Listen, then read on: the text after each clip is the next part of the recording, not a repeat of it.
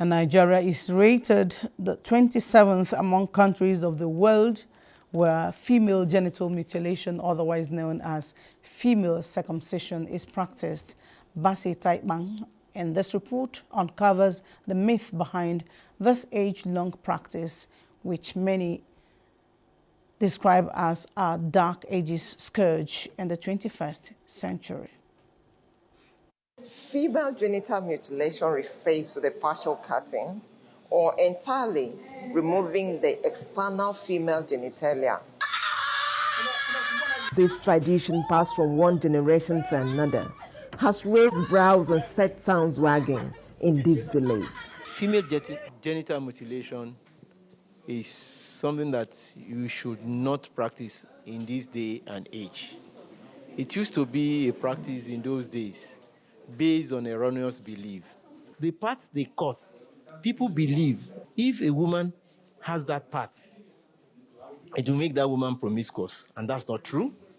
Secondly, if the head of a baby hits that part at delivery, that part is called the clitoris, that the baby will die. It is also not true. The question is, why mutilate a woman? Shockingly, recent evidence-based data from the World Health Organization indicates that 91.5 million girls and women above 9 years in Africa are currently living with the consequences of female genital mutilation. An estimated 3 million girls in Africa also risk undergoing female genital mutilation. It is said that he who wears the shoe knows where it pinches. Who else could tell the story of female genital mutilation than the woman who has gone through the process? 45-year-old Christy had her genital part cut by her mother at the early years of her life. She has 3 daughters, and out of ignorance also subjected her first daughter to the same practice just to fulfill cultural demands. And the belief in my tradition then is that if a woman is not done, that she will be loosed. And they also believe that giving birth will be difficult. So it was done. Christy is not alone. Lola here shares her own experience.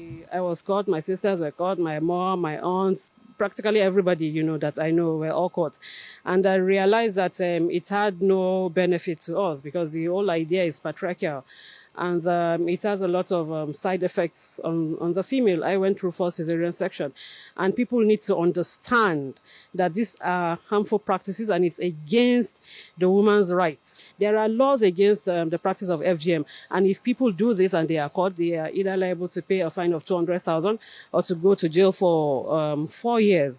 There is a belief in some quarters that the practice of female genital mutilation is to reduce a woman's libido. But does this really work? But we found out around, we've asked, we've done the research, we've asked people we've asked survivors. Survivors have been there to speak to people that, no, that is no, it does not have any benefit. As it's been done in some of the remote areas, villages, it's a terrible practice. The items that are being brought to the altar are stipulated by the goddess. You have things like Oziza. You have things like Ega, there's this kind of money. And, Uziza is expected to, once the child is cut, Uziza leaf is opened, squeezed and dropped in the juice in the mouth of the child to say you're testing femininity, And, you now have things like Mmaguba. Part of the things they use, Mmaguba is knife. Then Aguba is a particular type that is used, that is so sharp that it can even scrape hairs on one's body. It's a special one. Regina Duru, who has been trained as a cutter since childhood, to take over from her grandmother. Fortunately, she boldly decided that the practice must end in her generation. Genital mutilation is not something that we want to encourage, even though I come from such family. If you come to the family of the cutters, there's this air of importance, air of being chosen by the gods of fertility. Traditionally, the god that choose whoever that is going to, continue cutting for a period. And the cutter can only either be sick or dead before you have a new order cutter who would have gone through tutelage. I was actually being tutored to continue. But I tell you, it's not something that I want to do because it's so disgusting to me. I had to stop it in my generation. Regina is not alone in this decision. Even men are leading the campaign. But to be honest, it's not a good practice and it needs to be stopped. We also sought to know the medical implications of female genital mutilation. When he heals with scar tissue. Scar tissue is not elastic. So when the baby is coming, if it's too much, it will obstruct that baby coming out. And once it obstructs, two things can happen. Either the uterus ruptures, or the woman will push the baby through with force and there will be a tear. If the uterus ruptures, the woman dies and the baby dies also.